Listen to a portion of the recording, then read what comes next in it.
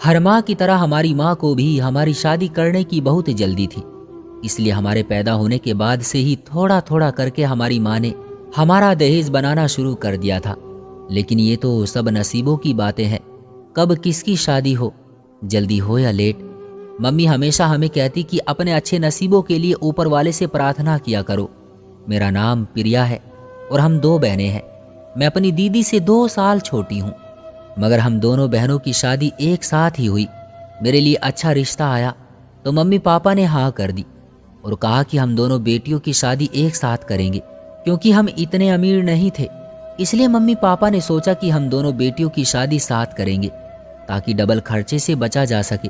फिर ऊपर वाले ने हमारे माँ बाप की दुआएं सुन ली और मेरी दीदी के लिए भी एक रिश्ता आ गया। ये रिश्ते वाले देखकर तो हम सब हैरान ही रह गए, क्योंकि मेरे ससुराल वाले इतने अमीर नहीं थे।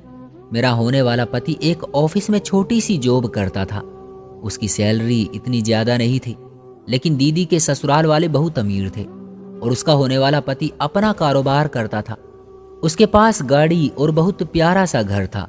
सबने कहा कि दीदी को उसके सब्र का फल मिला था, क्योंकि जब दीदी के लिए रिश्ते नहीं आ रहे थे तब उसने मम्मी पापा से कह दिया कि आप लोग प्रिया की शादी कर दे, मेरी वजह से उसकी शादी न रोके। खैर, ये उसका नसीब था कि उसे इतना अच्छा घर मिलने वाला था। इस तरह 2 महीने बाद ही हम दोनों बहनों की शादी हो गई। मैं अपने ससुराल आ गई और यूं हम दोनों बहनें एक दूसरे से दूर हो गई। मगर 1 हफ्ते के बाद ही जब मैं मायके गई तो दीदी भी अपनी बड़ी सी गाड़ी में बैठकर मायके आ गई और मैंने देखा कि वो बहुत खुश थी। खुश तो मैं भी बहुत थी, क्योंकि मेरा पति बहुत अच्छा था और ससुराल वाले भी।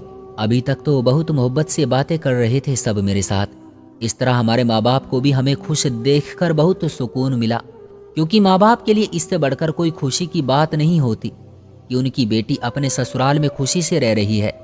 और हम दोनों ने वो पूरा 1 हफ्ता अपने घर वालों के साथ गुजारा। जिस दिन हम दोनों को ससुराल वापस जाना था उस दिन इत्तेफाक से बारिश हो गई। दीदी का पति तो उसे गाड़ी में आकर ले गया, मगर मेरे पति ने कॉल की कि वो मुझे आज लेने नहीं आएगा, क्योंकि बाहर बहुत बारिश थी और उसके पास बाइक थी।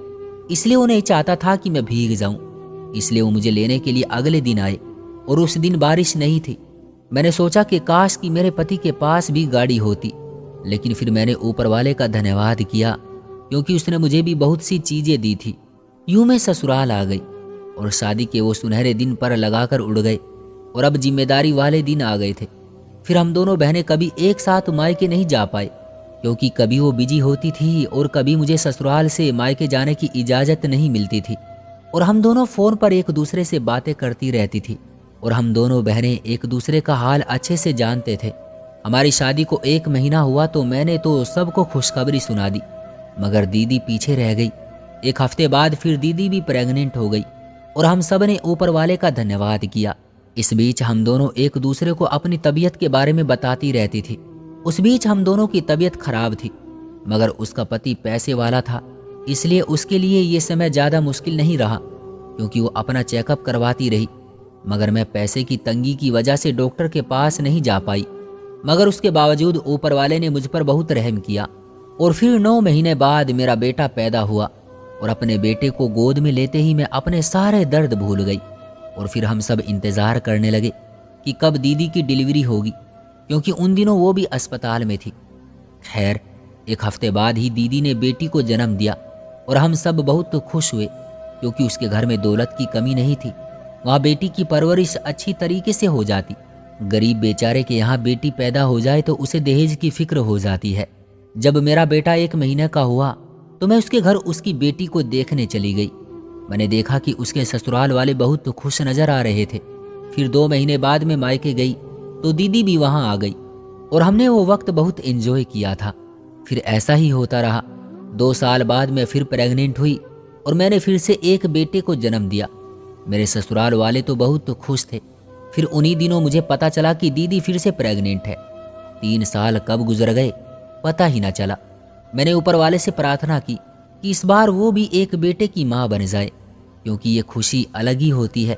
मगर इस बार भी दीदी ने एक बेटी को जन्म दिया।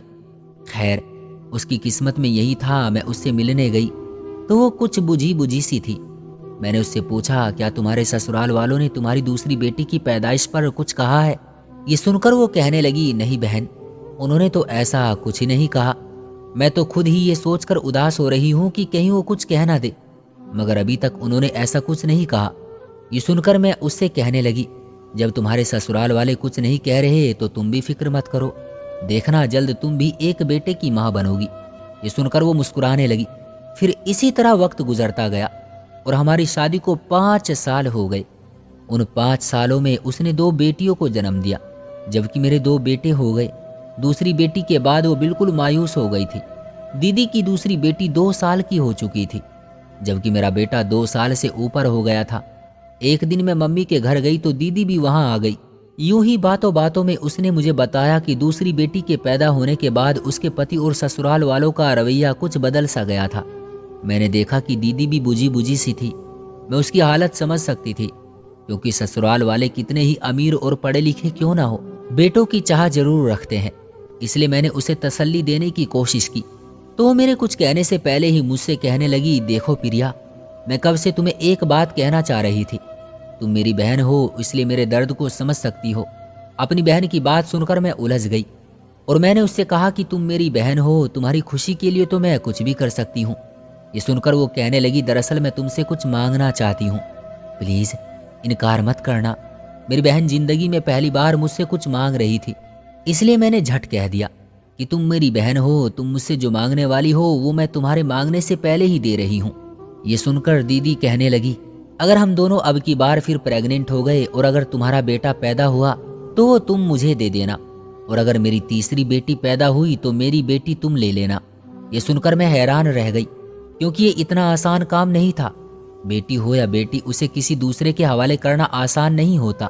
मगर मैं जानती थी कि मेरी बहन बहुत मायूस हो चुकी थी और ये सब वो जज्बात में कह रही थी, इसलिए मैंने उससे वादा कर लिया। मगर मैं जानती थी कि ये इतना आसान काम नहीं था। अगर हम एक साथ प्रेग्नेंट ना हुए तो, या फिर हो सकता था कि इस बार हम दोनों की डिलीवरी में 1-2 महीने का फर्क हुआ तो, इसलिए मैंने सोचा कि हो सकता है कि उसकी नौबत ही ना आए। इसलिए मैंने अपनी बहन की खुशी की खातिर हाँ कह दी। ये सुनकर मेरी बहन ने कहा कि ये बात तुम राज ही रखना, इसके बदले हर महीने मैं तुम्हें पैसे भेजती रहूंगी। पैसों का सुनकर मैं भी कुछ लालच में आ गई, क्योंकि मुझे पैसों की जरूरत थी।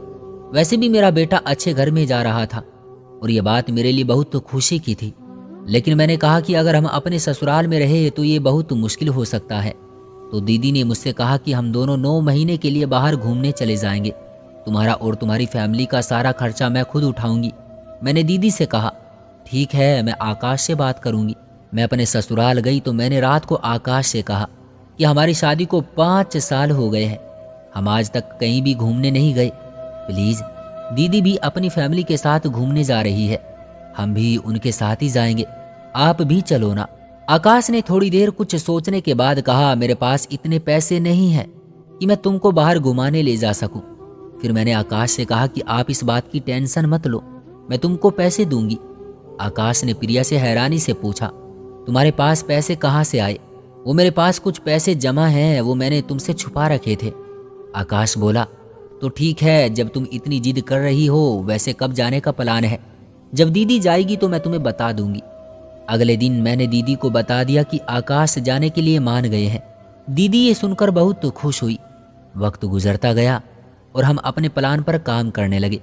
मुझे लगा था कि ये मुमकिन नहीं होगा, मगर मैं उस वक्त हैरान रह गई जब हम दोनों बहनें एक साथ प्रेग्नेंट हो गई। मैंने एक खुशखबरी दीदी को सुनाई तो वो कहने लगी कि तुम अपना वादा याद रखना। मैंने भी फौरन हाँ कर दी और ऊपर वाले से प्रार्थना करने लगी कि सब ठीक हो जाए। और दीदी ने मुझसे कहा कि हमारे इस प्लान का किसी को पता ना चले।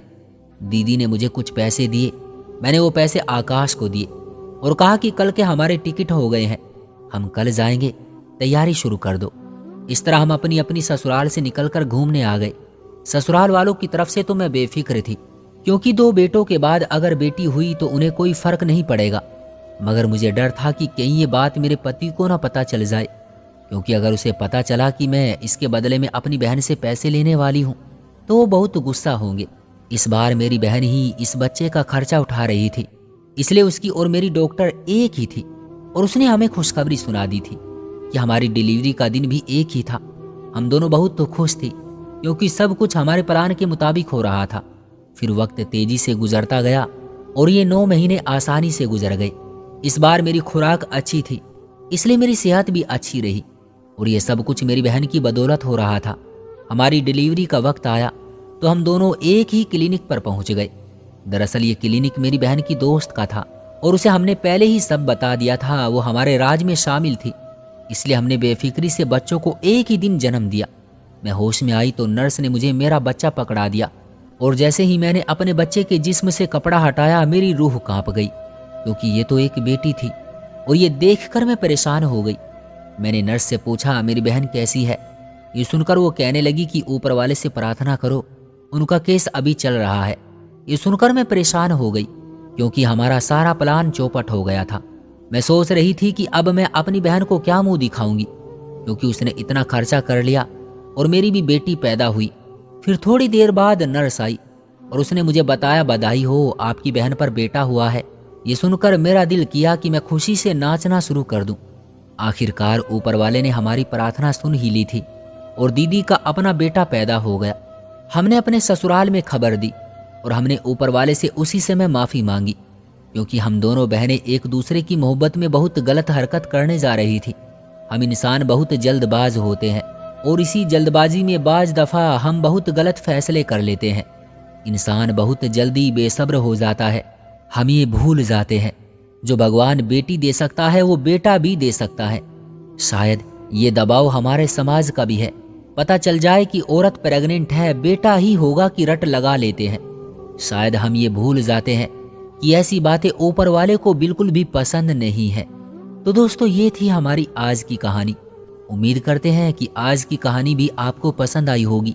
आपका क्या कहना है इस कहानी के बारे में, कमेंट करके हमें जरूर बताएं। वीडियो को लाइक करके चैनल को सब्सक्राइब कर लीजिए और साथ में घंटी को दबाकर ऑल पर सेट कर लीजिए, ताकि आने वाली वीडियो आपको तुरंत मिले। मुझे दीजिए अगली वीडियो तक इजाज़त। तब तक के लिए धन्यवाद।